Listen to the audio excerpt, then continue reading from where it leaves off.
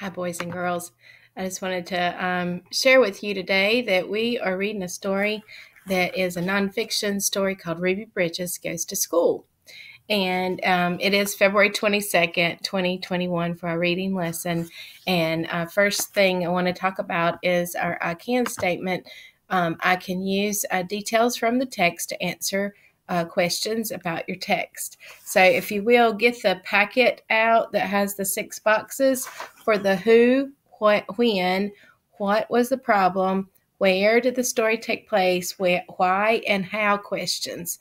Okay, so those are questions that we will answer while we are reading the story and just thinking about the story about Ruby Bridges. Who was she? What were some important things that she did that really impacted our community, and how it has evolved changes for our country. So we're going to look at this word, segregation. So if you can say that word slowly, segregation, it is a word that means separate. And it is and a word that you'll hear a lot in the story, because back then everything was separate for white people and colored people. So pay attention to that word, and now you know that it does mean separate. Okay, so remember that our goal today is to use key details from the text to answer questions. So get your question sheet out, and we'll be ready to listen to the story. Okay. Hang on just a second. Let's see. All right, this is Ruby Bridges.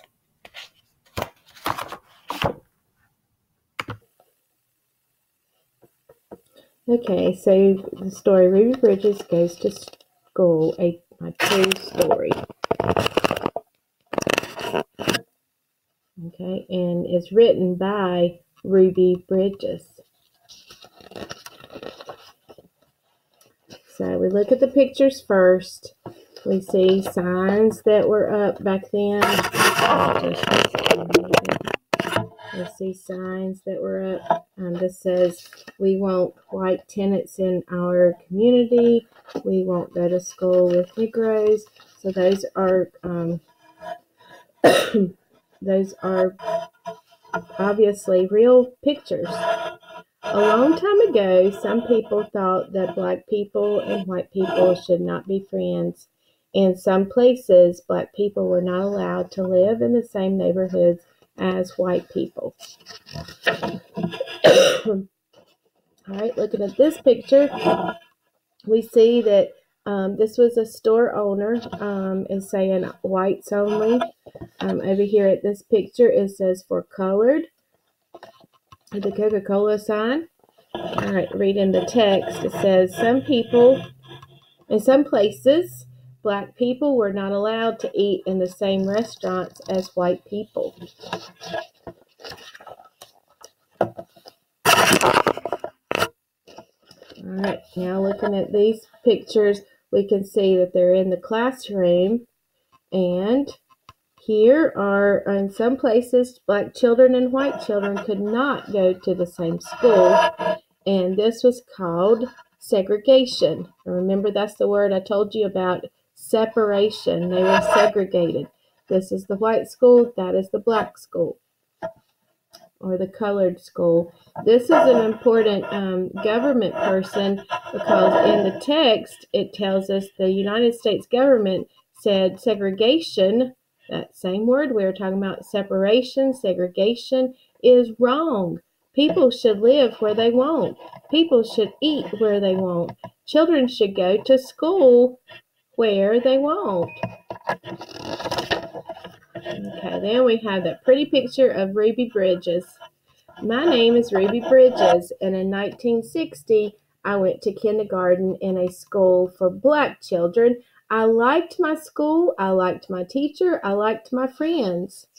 So there's our when, 1960.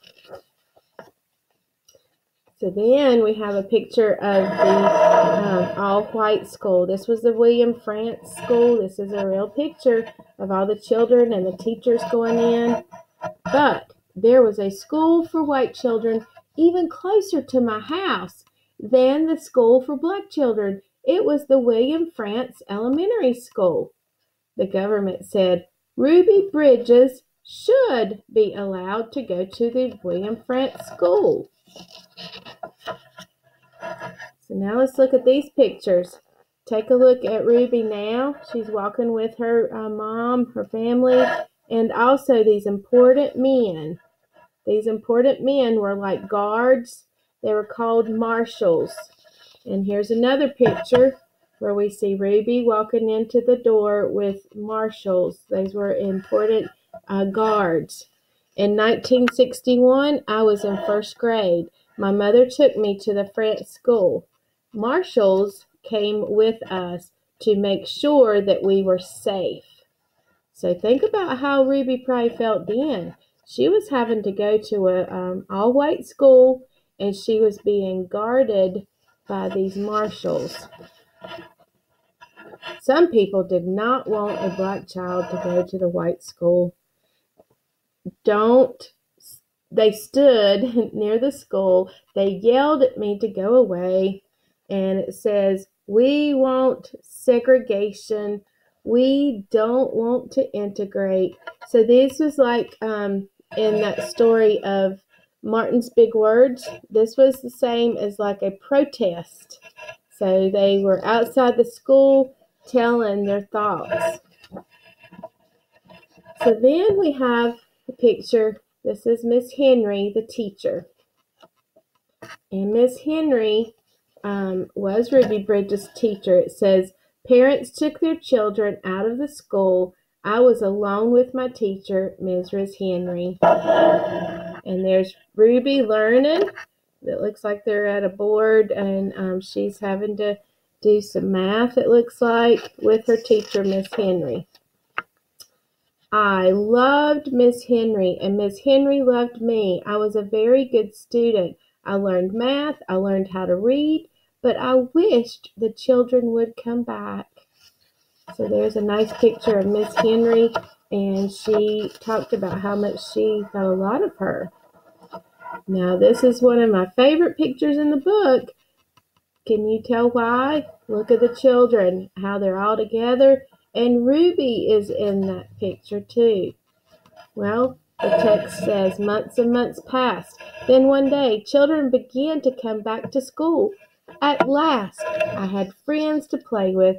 I was very, very happy. So imagine after she had not had friends and how she was then.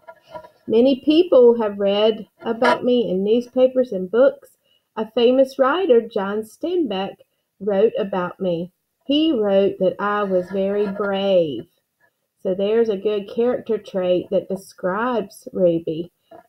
She was brave for doing this act during the 1960s. Well, look at this picture.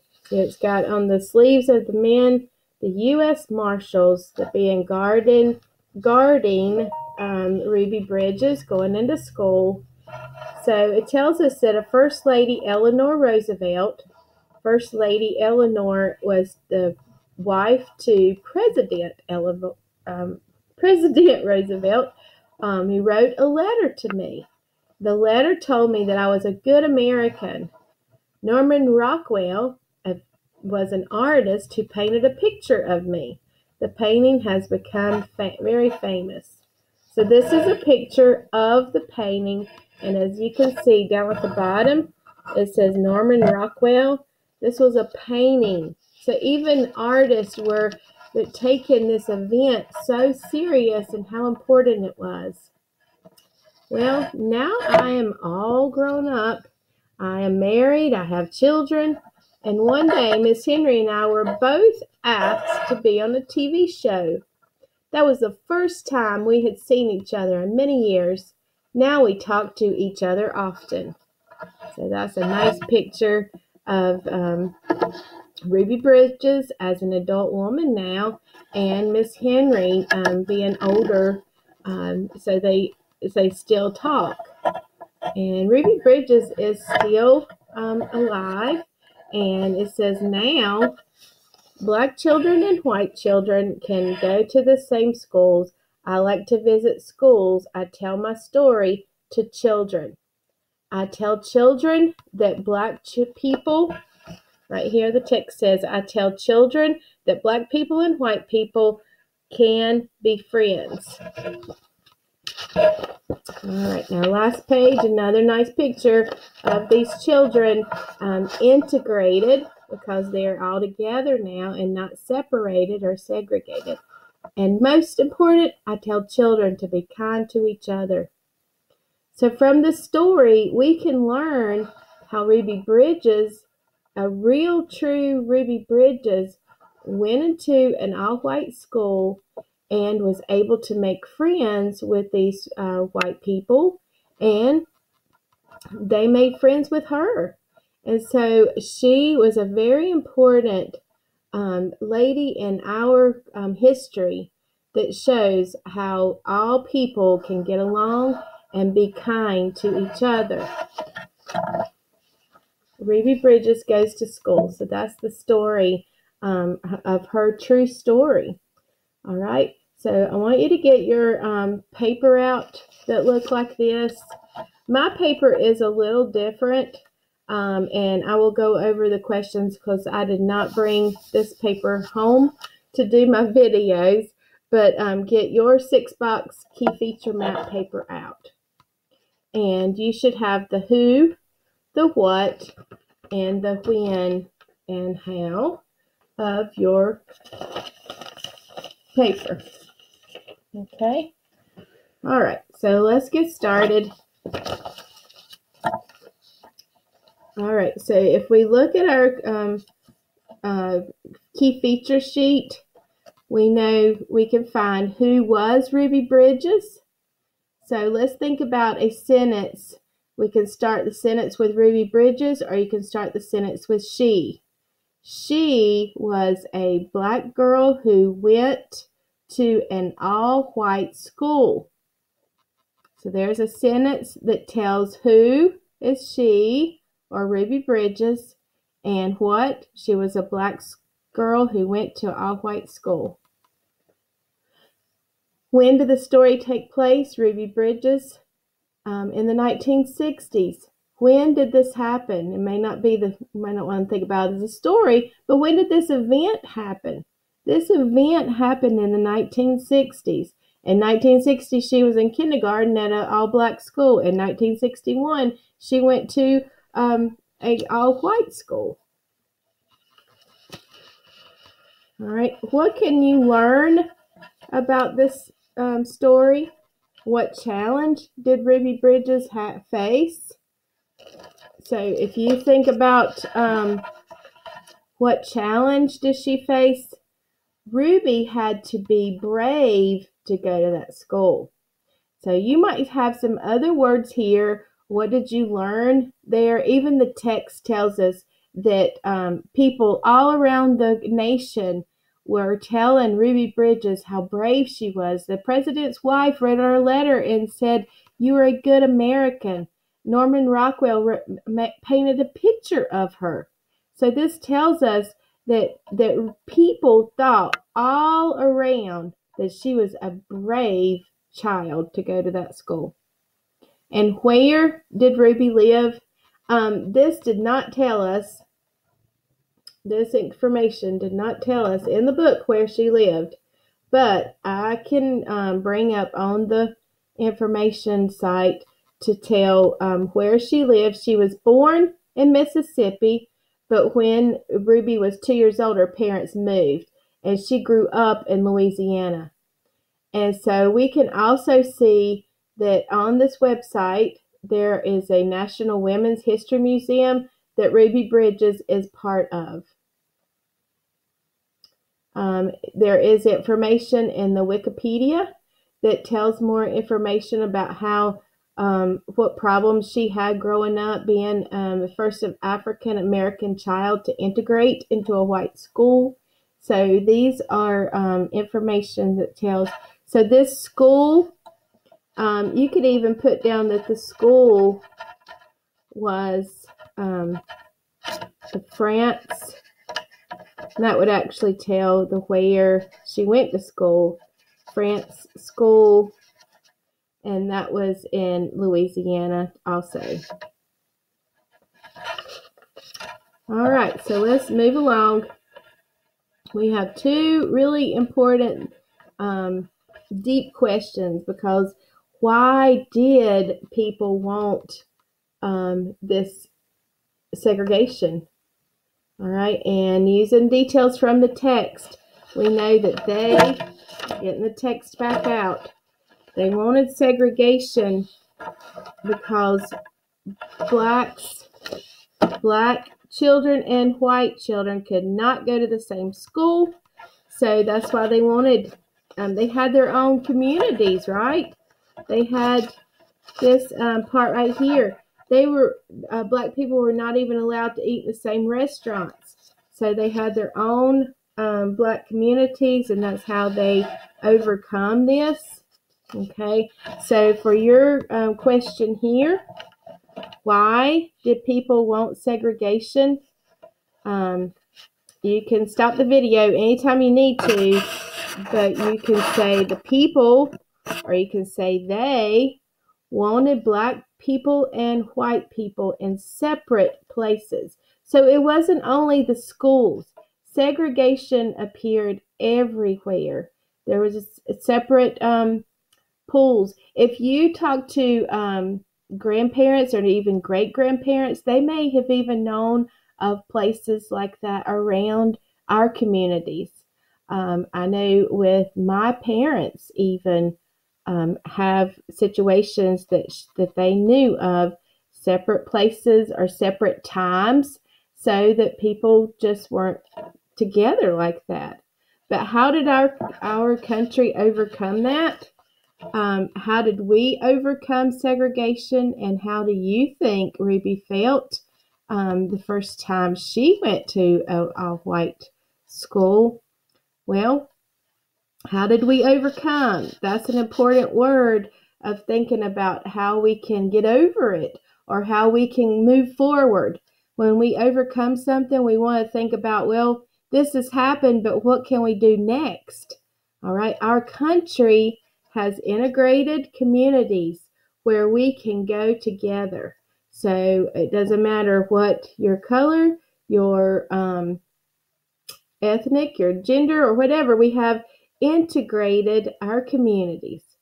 So, and then how do you think? Now, this is your opinion, but how do you think Ruby felt? She was scared to go to the white school at first.